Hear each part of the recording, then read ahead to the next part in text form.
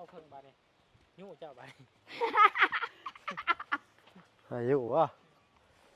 โอ้ยเบิ้งสิยุ่งให้เบิ้งนี่ ลงวันนี้เลยเนาะ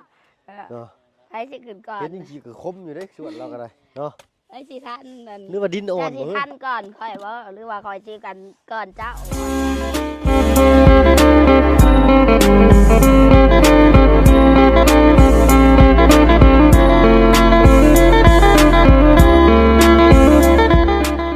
ถ่ายสบายดีพ่อแม่พี่น้องเบิดสุขสุขคนเนาะมื้อนี้ก็มาพบพ่อกับบ่าวเพิ่งเคยหลายคือเก่าพี่น้อยเนาะเดินทางขึ้นเซโปนมื้อวันจันทร์มื้อนี้พี่น้อยเนาะเดินทางขึ้นมากะแวะเวียนทางบ้านซะลำเพ็ญคือเก่าพี่น้อยเนาะทางบ่าวบุญชาละวันเลยทางลุงจันทร์เพิ่นได้มอบหมายหน้าที่ต่อเติมบันไดให้เพิ่นพี่น้อยเนาะมาถ่ายทำให้พี่ให้น้องนะครับได้ชมอีกก่อนว่าฮอดใจพี่น้อยเนาะแล้วบ่หรือว่าเช็ดชิดแล้วบ่เนาะแล้วก็มาพร้อมกับทางบ่าวบุญสารวันคือเก่าพี่น้อยเนาะเจ้าสบายดีเนาะ สบายดีพี่น้องเอ้ย หน้าสดหน้าใสได้ผู้นี้ ทุกค เนาะ พี่น้องเอ้ยเนาะ ได้เลี้ยวเห็นเลยก็ได้ เพราะว่า โดย ได้เห็นเนาะเรียนงานการสร้างที่ว่าทางผู้หลักผู้ใหญ่เพิ่นได้มอบหมายให้ โดย ได้เสร็จสิ้นเป็นที่เรียบร้อยเนาะคนละพี่น้องเอ้ยเนาะเฮ็ดตึงยังอยู่ว่าซั่นเนาะเจากของเพื่อนก็ยิ้มแป้นแว่นปากแดงจูนพูนอยู่พี่น้องเอ้ย ไปเนาะบอกกันลายแยกกันห่างกันสั้นเลยก็ แม่น ไปพบไปพ่อกับ ด้วย ทางสาวลำเพ็ญพร้อมกันเลยดีกว่าเนาะมื้อนี้ทางบาบุญก็ได้มีข่าวมีคองมามอบให้เพิ่นอีกไปติดตามรับชมไปด้วยกันอีกพี่น้องเนาะ สามเคยพี่น้องเอ้ยเนาะการมาเสียค่าด่านอีกคือเก่าพี่น้องเอ้ยเนาะผ่านไปบ่ได้เนาะเพราะว่าทางบุญเนาะในรอบก่อนมาก็ให้มอบหมายสาวลำเพ็ญได้โอร่มพูดคุยกับสร้างที่มาต่อเติมเป็นบันไดเงื่อนขึ้นลงหลานแล้วลงง่ายขึ้นง่ายแหละพี่น้องเอ้ยเนาะแล้วก็พร้อมหลังคาปกไว้ทางฝนฟ้าใส่มันเปียกพี่น้องเอ้ยเนาะมาแต่เช็ดสิ้นไปทีเรียบร้อยบ่ทันสร้างซ้ำพี่น้องเอ้ยเนาะส่วนเงินนะครับแก้วทางบุญก็ได้โอนให้ทางสาวลำเพ็ญเนาะมันก็ไปเอาอยู่ห้างข้างพี่น้องเนาะบุญก็โอนมาหลอกก่อน2 ล้านกีบเนาะเพื่อให้ทางสารเพนซื้อไม้ล้าน6แล้วก็ซื้อสังกะสีแล้วก็อุปกรณ์ตะปูเนาะแล้วก็รอบ2โอนมาอีก1,200,000ก็คือค่าสร้างเนาะรวมเป็นเนาะ3,200,000เนาะเป็นเสร็จคือในบันไดอันนี้เนาะส่วนที่เหลือเนาะเพราะว่าเงินทางเมอารูมีเนาะเพิ่นก็อยู่ทางต่างประเทศเพิ่นล่ะพี่น้องเนาะโอนมาทาง1,200 เหรียญเนาะตกอยู่4,300,000เนาะหักครบบวกลบคูณหารเนาะเหลืออยู่1,100,000แล้วก็บ่บุญก็มาซื้อเป็นพวกมีมาม่าปลากระป๋องไข่ขนมนมเนยเนาะเบิดไป6 ล้านรู้ไหม630,000 กีบเนาะอยู่ทางหันแม่มาเชฟเนาะเหลืออยู่400,000เอาเป็นเงินนี่แหละไว้ให้กับสาวลำเพ็ญเพิ่นเนาะคือปัจจัยสำคัญนะครับพี่น้องเนาะเพื่อให้ซื้อไม่อยู่ที่เอาเลยว้าวพี่น้องเลยได้ฉันได้ไหมนะไม่ถ้าอื่นเราประจักษ์พี่น้องโอ้ยสาวลำเพ็ญเลยเรือมันออกตกทะเลอยู่เด้ตกทะเลเลยสาวลำเพ็ญแม่ที่ช้างบาดอยู่พี่น้องเลยเอาตูนสูงตึงยังอยู่พี่น้องเลยเนาะกระดงบันไดปิดกำลังส่วนดินขี้ดอนมาใส่อยู่บ่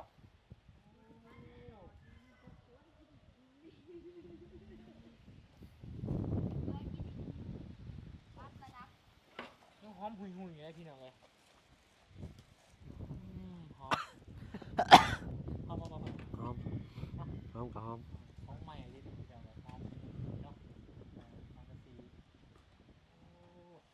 ครับ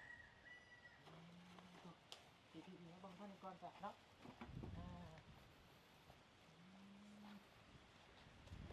เข้าเป่าไฟบ่อนะ พี่น้องเลย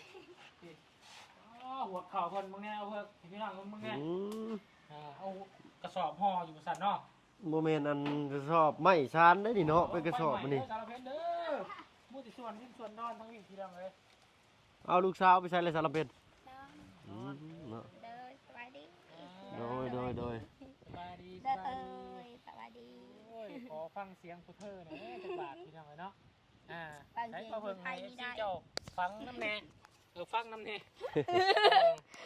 ฟังน้ำเดียวแน่เนาะ แน่พี่น้องเนาะ ฟังน้ำเดียวนี่คือฟังน้ำกันเนาะ เลยนั่นแล้วฟังน้ำกัน เรียบร้อยเนาะ บ่เรียบร้อย เรียบร้อย ยังคิด ดีๆเนาะ โดยยังคิดได้ปั๊บปั๊บให้สวย นอนตื่นสวยว่าจ้ะ สวยบ่ โดยต้องตื่นแต่เช้าแล้วเนาะปั๊บให้งาม อารมณ์ดีตลอดสาวลำเพ็ญนี่พี่น้อยนะ โดย เอาไปส่วนบอลเนาะมันบ่เต็มเนาะ โดย สร้างเมืองบ้านแล้วเนาะ แม่น เรียบร้อย เบ็ดเสร็จ เบ็ดเสร็จ จบ ยกโป๊ะ แถม แล้วก็ เลย เมื่อเสียงไฟหมอจะแตกปักปักปักนี่มันลุกแห้งได้ แห้ง เออ บ่ มึงห่าไฟมันหมอไฟมันหวนไปจักหรือว่า เรียนเพิ่นเด้อไปไม่หวดเข้าเลยบ่จัก บ่แม่น โดยใช่ฮะยู่มาให้เบิ่งในเบิ่งห่าเฮ้ยพี่น้องเลยเนาะขอพี่น้องเบิ่งห่ากำลังส่วนดินมากพี่น้องเลยเนาะใส่ต่อเติมมันเพียงกับปูนเนาะยิงคนเดียวพี่น้องเลยเนาะช่วยเหลือเดือดจูนเนาะในด้านครอบครัวเลี้ยงลูกคนเดียวพี่น้องเนาะ คนแต่เช้าผู้ว่านี่สาวลำเพ็ญ โดยจะสาวนี่แน่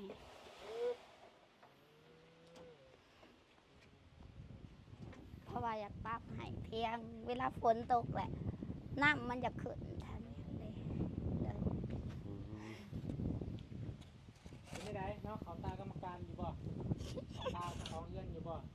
ให้เป็นคุ้มเองก็ได้พี่น้องเลยเนาะ จะเอาเงินจัดการเองนะ ถึงแกกับของเอื้อนนั่นแหละพี่น้องเลยเนาะ จะเอาเงินพอใจที่สุด บ่ โดย ของเงินพอใจแล้วกันทำสบายใจเนาะ เด้อ ทั้งสี3 แผ่นเนาะ เด้อมันแล้ว ค่าสร้างคนนี้1,200,000พี่น้องเลยเนาะ เด้อ ค่าเศษการอุปกรณ์2 ล้านกีบเนาะ ได้ ทั้งสีทั้งค่าไม้เนาะ มันแล้ว รวมเป็นกับ3,200,000เนาะ ได้ โอเคอยู่พี่น้องเนาะเฮ็ดสร้างให้จักคนเนี่ย คนเดียว คนเดียวคนนี้ เดิน เจ้ากระซอยน้ำจัก โดยมันแล้ว ครับเอาบุญขอยางเป็นยังไงบ่เป็นยัง ได้ ก่อน ได้ บ่ ได้ได้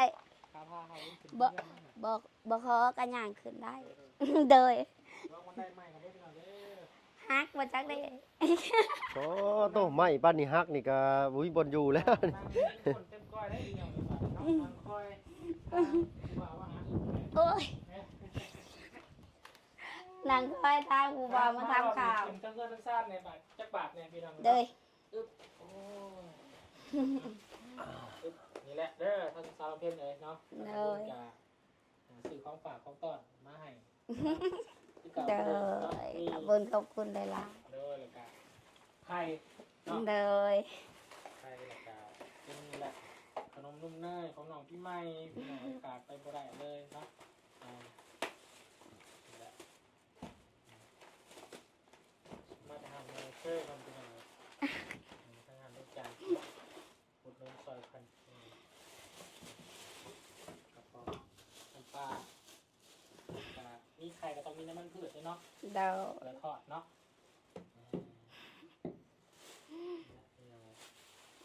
ขัดแหลกปากเนาะ เด้อขอบคุณเลยล่ะ โดเป็นยังเนาะ เด้อ คุณแหละเนาะขอบคุณทางเมอารูมี เด้อ ทางต่างประเทศคุณแหละพี่น้องเนาะคนกะได้ฝากเงินมากกับบุญนี่200 เหรียญเนาะถ้าเป็นเงินลาวเฮากะตกอยู่4,300,000เนาะ เด้อ เราก็จ่ายค่าใหม่ค่าสร้างไปกับ3,200,000 เด้อ เหลืออยู่1,100,000แล้วก็บุญมาซื้อเครื่องเนาะ เด้อ 630,000ตอนนี้ยังเหลือน้ำมาบุญอยู่470,000เนาะมาบุญกะจะกี่ซื้อหยังมาให้บานนี้เนาะนอกจากสิเอาเงินไว้ให้กับเจ้าเองนี่แหละ เพื่อไว้ติดทงพิดไทยเนาะเป็นว่าทางสารเพนกะถ้าสิหาหยังมาพี่น้องก็ได้กลุ่มของพวกติดไทยหยังเนาะ เด้อ ลำพัง พังเลี้ยงลูกกะพอแห้งแล้วพี่น้องเนาะผู้หญิงเลี้ยงลูกเดียวเนาะผมมี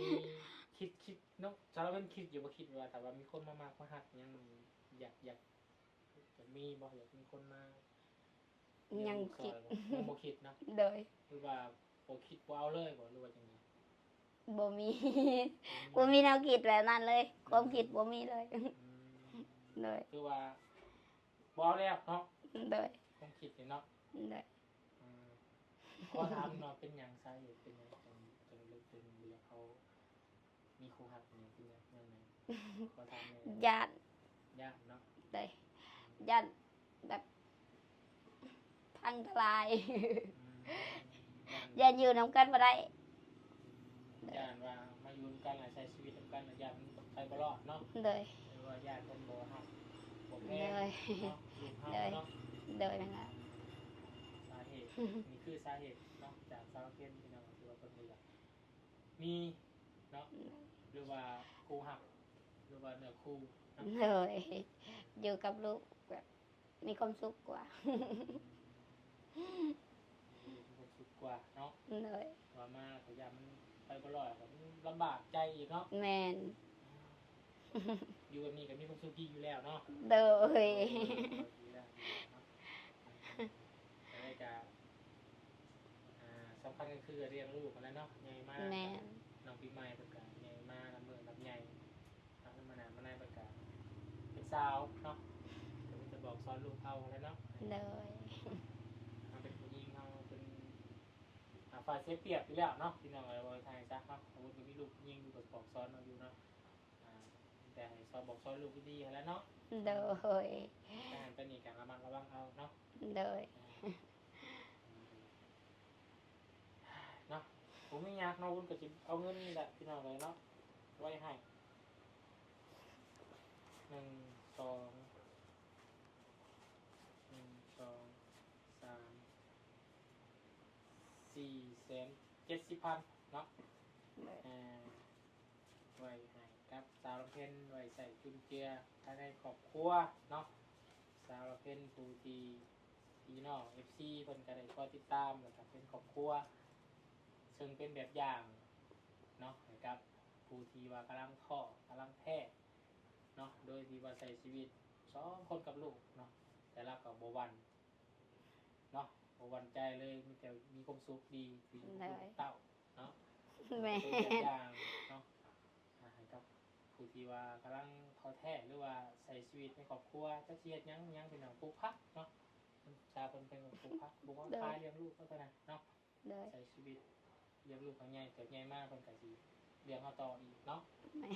นี่เป็นตัวอย่างให้กับครอบครัวผู้ที่กำลังท้อแท้เลยเป็นหนังเด้อเนาะ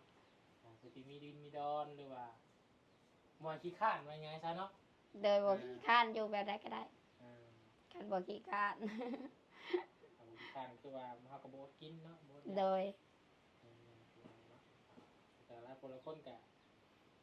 ย่อคือหนังเนาะมันว่าชมเชยมาทำจังเขาจะอ่านหนังสือเป็นอยู่ป่ะ โดย เขาไปอ่านในคลิปตัวเองอยู่ป่ะคอมเมนต์พี่น้อง เคย FC เป็นคอมเมนต์ เคย โดย มีคนด่าจะเลยได้นะ แม่ ส้มพี่น้องแต่ละก็ดีใจน้ำเนาะอันนี้ โดย เกิดจากตัวเจ้าเองนั่นแหละเนาะการกระทำ โดย เรื่องว่าการครับชมอยู่พี่น้องเนาะประชาชนที่ดีก็คือแม่คนนี้แหละแม่อารุมีคนนี้แหละเด้อ โดย การสดสวยทั้งด้านต่อเติมเพิ่นซานเนาะบันไดพี่น้อง โด วั ย นนี้ก็นั่งค่อยก็ได้แดดบ่ซ้อมผมตกใส่แล้วกันเนาะพอใจเนาะถูกใจเนาะ ตื่นใจ สาระวุฒิมอบเงินให้พี่น้องเนาะเป็นเงินทางแม่อารุมีเนาะสีว่าเสือทางด้านครอบครัวสารเพนต่อเติมบันไดขึ้นง่ายลงง่ายเนาะการเลือกซื้อเครื่องในอยู่ในกินมาให้เนาะตกอยู่เงิน470,000เด้อ เลยขอบคุณขอบคุณหลายๆเลย ใช้เงินให้เป็นประโยชน์เนาะ ไปได้ขี่ไปแปลงรถ นะมีแปลงรถบ่ เลย รถไฟฟ้าเลยบ่ เลย มันเสียแต่โดนเลยเนาะ เลยไปนะ แปลงไกลบ่ บ่ มัน อยู่ ทางนี้ไปถามราคาเพิ่นแล้ว เพิ่นว่า เพิ่นว่าประมาณ200,000 อืมดีแล้วสาวมันเลยพี่น้องเนาะ เลย ไฟฟ้าเราเสียพี่น้องตัวไรรถไฟฟ้าปันไปบ่ได้เนี่ยย่านข้างในสายมันรุดมันขาด สายขาดแล้วก็ลูกปืนแตกเลย แต่ว่าไปแปลงเอาเนาะ เล ได้ ย ก็ได้ขี่ไปห้างค้าได้ง่ายเนาะ เลย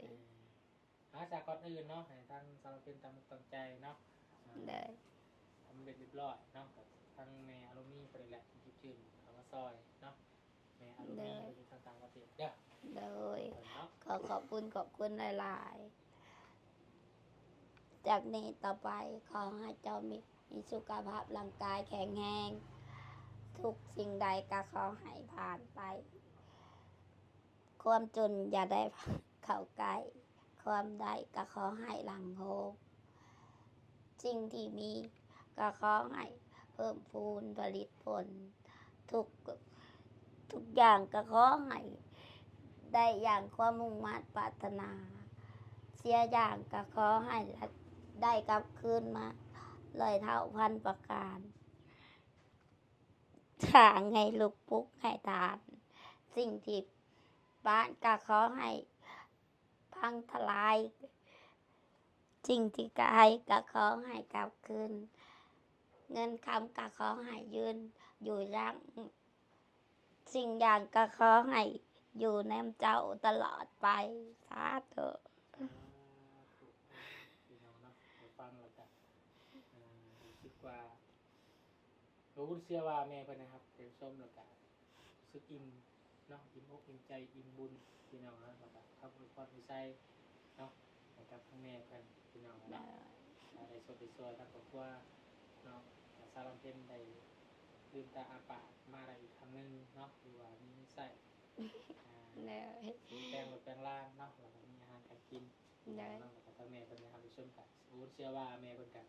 ที่นั่งยิ้มอยู่ในตอนนี้เนาะทุกคนคือกันนะไอซีตัวเพิ่นก็คือสิยิ้มเปื่อยอยู่ตัวเพิ่นก็ในนามสะพานบุญก็อิ่มบุญคือกันพี่น้องเนาะในเมื่อเฮานี่ให้กับคนนะครับมีความสุขว้าวมากออกจากใจเนาะแล้วก็เฮ็ดกับตาเนาะตัวเพิ่นก็ขอบใจทางสารพิษหลายๆที่เป็นตัวอย่างกลัวแล้วก็พี่น้องเพิ่นงานไปส่งความสุขเนาะขอบคุณใจหลายเนาะขอบคุณทั้งแม่เป็นอีกครั้งหนึ่งเนาะเดี๋ยวทางเราเป็นสะพานบุญให้เนาะมีมุกใจหลายพี่น้องเนาะในการให้ดีๆไม่แห้งสุขกายสบายใจด้วยนะเนาะให้สมความมุ่งมั่นปรารถนาทุกประการเนาะต้องการยังคิดยังเนาะขอให้แม่ให้ได้สมความปรารถนาด้วยแม่เด้อเนาะใจบุญใจกุศลพี่น้องเนาะสาธุดีๆไม่แห้งพี่น้อง เลยทีมงานก็คือการฝันสิ่งใดก็ขอให้ได้สิ่งนั้น นอนหลับก็ให้ได้เงิน10,000ทุกค่ำคืนก็ขอให้มีแต่ความสุขความเจริญ ก้าวหน้าไปตลอดทินให้ปลอดภัยตลอดทางห่างกายก็ขอให้วิตรานจากโลกพญาติโลคาชาเตอเลย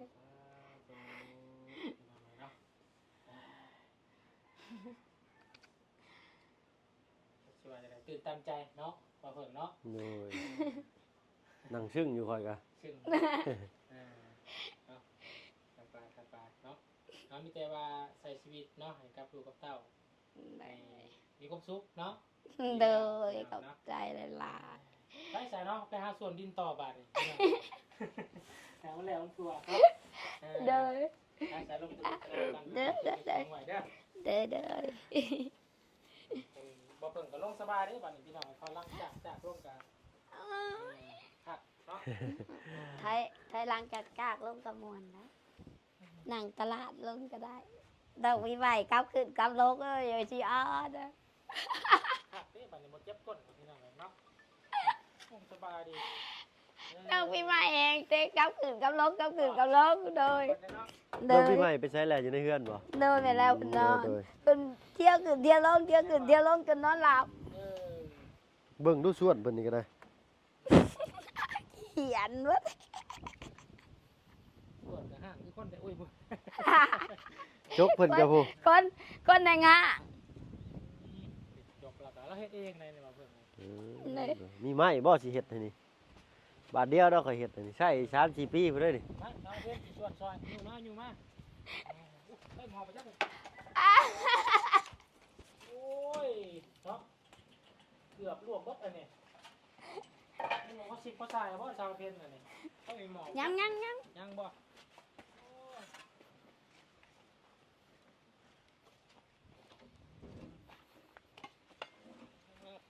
พอดีเพิ่นก็เฮ็ดนานพักเลยแหล้วนี่เนาะ เลย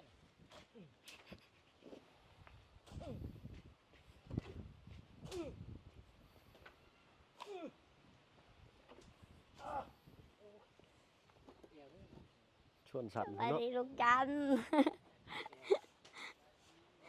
เลย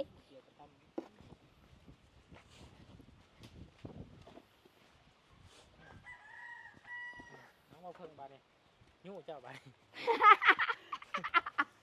อายุวะโอ้ยเบิ่งสิยุ่งให้เบิ่งนี่ข้าวตะกี้นี่ข่อยขุดดินในหน้องสระหลังบ้านนี่รถละ500กีบได้อตะกี้เด้ให้ลุงเพิ่นโอ้ดูว่ะใช้รถเข็นนี่แหละคนหนึงก็ดึงขึ้นคนหนึงก็ยู่สิได้ดินบาดดินแข็งเด้บ่บุญโอ้ดูจะเบิดมือบัดพออันได้เงินแล้วเราก็ยั่วเอาเงินคืนคือเก่าบาดนี่ เห็น แต่ ไหม ส่วนลิ้นไผ่บาด อ้าว ตะกี้โอ้ยว่ะ เออ ตั ส่ ว วน น้ ลิ้ อน ยๆ ไผ่ นะ แค่แน่แหละแล้วคันเราช่วยเราหยวกหายไปอันขึ้นกกไม้แล้วขึ้นบ่ทันเราได้ซะเราบอกว่าเราขึ้นก่อน เออ เอาไปสิขึ้นนั่นไปแข่งกันขึ้นก ตะ กไม้ กี้ว่าเด็กๆน้อยได้สารเพชรเนาะเพิ่นก็เลยอันเพิ่นยั่วเนาะแกไปลิ้นนี่ก็เสียเงินเพิ่นคือเก่าเงินที่ขุดดินมาก็เบิดให้เรามื้อเช้าเราก็เอามาจ้างต่อบัดนี้ค่ากะลีเราเฮ็ด ชนะแล้วให้เป็นเห็นอันนี้เลยไปพ่อใหญ่ อ่า ขึ้นกกไม้แข่งกันไป ขึ้นกุกไม้เลยบ่ ไผสิขึ้นฮอดอันไผสิขึ้นฮอดอันง่ามันก่อน ขอตกลงวันนี้เด้อเด้อเนาะเออ เนาะ ไผสิขึ้นก่อน เฮ็ดจริงๆก็คมอยู่เด้ส่วนเราก็ได้เนาะ ไผสิทันนั่น นึกว่าดินอ่อน จะสิ บ่ ทันก่อนค่อยว่าหรือว่าค่อยจื้อกันก่อนเจ้าฮอดง่านี่เออ1 2 3แล่นขึ้นก่อนค่อยขึ้นก่อนค่อยกันชนะ ปลูกยังต้องเอากาบกล้วยก่อน อันนี้หั่น